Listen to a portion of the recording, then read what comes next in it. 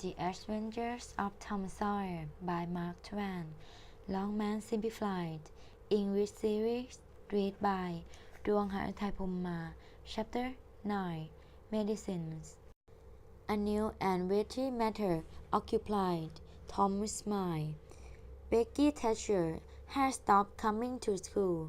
Tom had struggled with his plight for a few days and tried to forget her, but failed. He heard that she was ill. If she should die, he no longer took an interest in swimming or even in Sherwood Forest. He went about looking very depressed. His aunt was worried and began to try all sorts of medicines on him. She bought all the health papers regularly and believed all the solemn nonsense which they contained.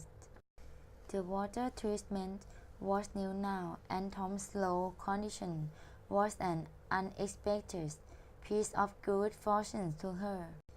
She took him out at daylight every morning, stood him up in the bushes, and drowned him with a flash of cold water.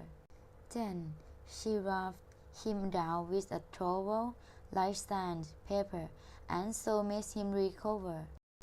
Then she rolled him up in a wet sheet and put him away under blankets till she sweated his soul clean and the yellow strands of it came to the skin, as Tom said.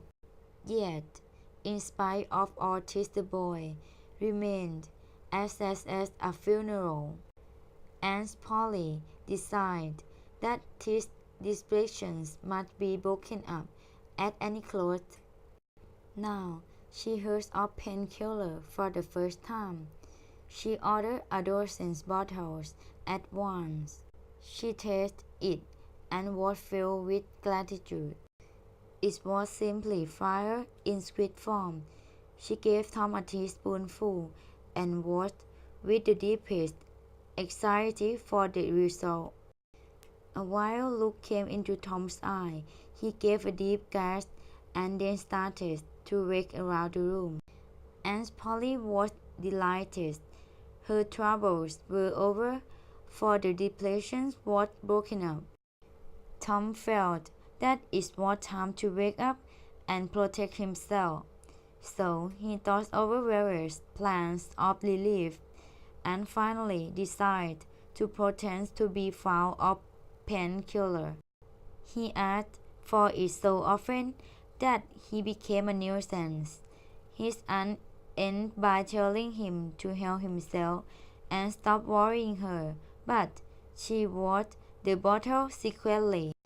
She was found that the medicines did really disappear, but it did not occur to her that the boy was curling a crack in the sitting room for with it. One day, Tom was giving medical attention to Craig when his aunt's yellow cat, Peter, came along, singing, eyeing the spoon greedily, and begging for a taste. "Don't ask for it unless you want it, Peter," said Tom. But Peter showed that he did want it. "Are you sure?" Peter was sure. "Now, you've asked for it, and I'll give it to you, because I'm not selfish. But if you find you don't like it, you mustn't blame anybody but yourself." Peter still seemed eager, so Tom forced his mouth open and poured down the painkiller.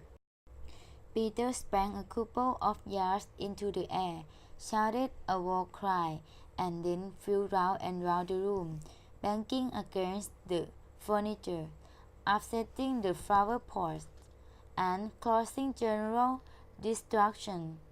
Next, Lyle rose on his back legs and danced madly around, screaming with joy.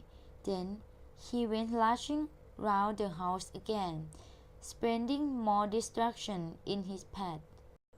Aunt Polly entered in time to see him take some astonishing leaps into the air, give a final splashing scream, and sail through the open window, carrying the rest of the flower pots with him. The old lady stood rooted to the floor with astonishment, peering over her glasses. Tom lay on the floor, splitting his thighs with laughter. "Tom, what on earth is wrong with that cat?" "I don't know, Aunt," gasped the boy. "Why, I've never seen anything like it. What did make him behave like that?" "Indeed, I don't know, Aunt Polly. Cats always do that when they're enjoying themselves." "They do they?" There was something in her tone that made Tom expect trouble. The old lady bent down. The handle of the spoon was visible under the rug. She took it and held it up. Tom looked guilty. She raised him by the usual handle, his ear, and slapped him. "Now, why did you treat that poor, dumb creature like that?" "I was pretending to be his aunt." "What do you mean?" "I was pretending to be his aunt and trying to burn the bones out of him." This was putting the matter in a new light. What was cruel to a cat might be cruel to a boy too. She began to soften. She felt sorry. Her eyes watered a little, and she put her hand on Tom's head and said gently, "I didn't mean to be cruel, Tom. And, Tom, the medicine did do you good." It did him good, too, the way he flew round the room. "Oh, run away before you make me lose my temper again. Try to be a good boy for once, and then you needn't take any more medicine." Tom breathed coolly. It was nothing that his strengthening had been echoing every day recently. He waited beside the gate instead of playing with his friends.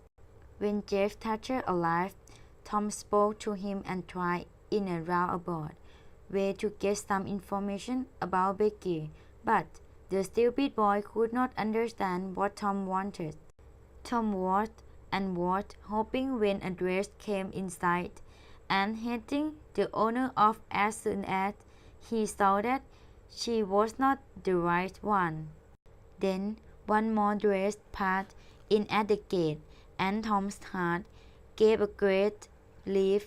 The next instant he was shouting, laughing, crashing boys, standing on his head, jumping over the fence at the risk of life and limb, doing all the heroic deeds he could think of, and keeping an eye on Banker Thatcher to see if she was nodding.